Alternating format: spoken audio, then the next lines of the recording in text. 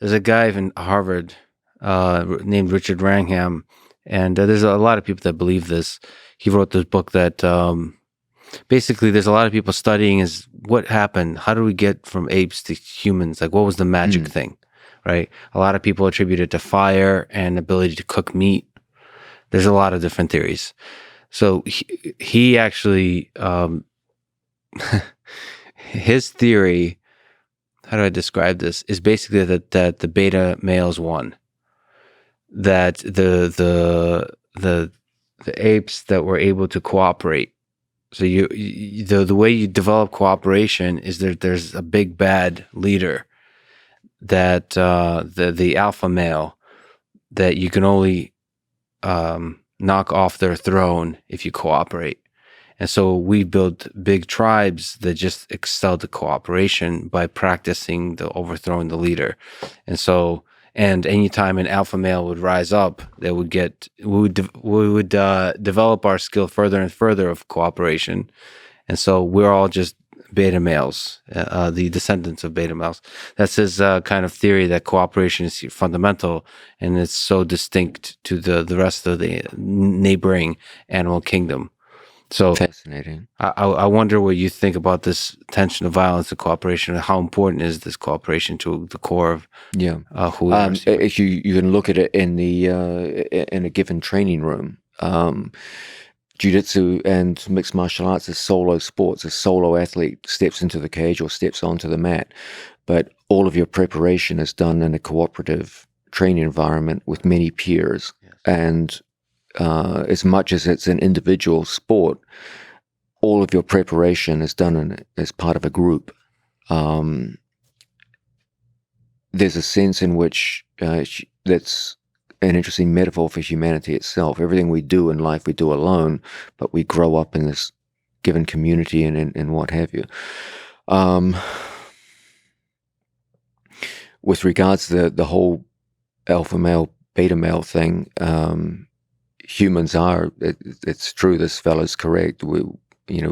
Most primates do have very strongly defined alpha males who rule the roost and determine the entire direction of the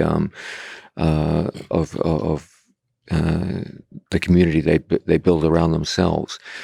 Humans, on the other hand, don't have an alpha male in that strict biological sense of someone who's responsible for the next generation, dominates all the female population, etc. Yeah, physically dominates. But we do, on the other hand, have our own version of alpha males insofar as we have political and sociological leaders who have a disproportionate impact on the direction of a community. So, was the cooperation allowed us to have a greater scale of hierarchy with the alpha male on top, or the alpha creature on top? Yeah. No, that's a fascinating theory. Okay. In nature, we're very weak as a species, so we needed to cooperate in order to evolve. That, I think, made us the top of the food chain. If you look at humanity in nature, really the two things that seem to,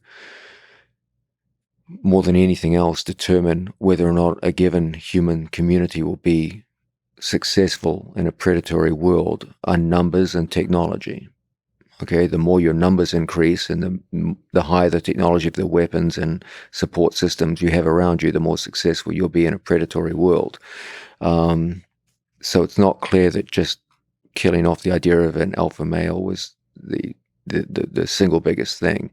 The rise of technology and the growth of community after the imposition of language, these are other things that would have been very, very important factors in humanity's rise. George, you made an interesting point. If you look at humans, just the raw material of humans, we're fucking pathetic. In a predatory animal kingdom, we're just the absolute bottom of the food chain. We don't have a single effective weapon other than better than average endurance. That's about it.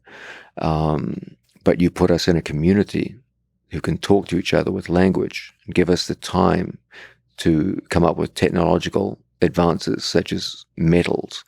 and suddenly a human will go from no combat effectiveness in the animal kingdom to a human armed with a simple metal-tipped spear can kill damn near any animal in the animal kingdom and working as a group.